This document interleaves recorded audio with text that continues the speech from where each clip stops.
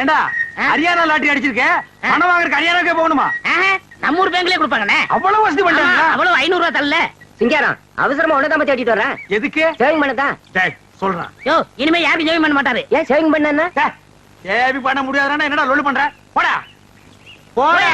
அதான் சொல்றாருல போடாங்கற லொல்லு பண்றான் பாரு. அண்ணே இந்த சனியை பிடிச்ச பெட்டி இருக்கனாலதான் போற வரவெல்லாம் சேவ் பண்ண சொல்றான். இதை தூக்கி ஆத்துக்குள்ள போடுங்க. போடா.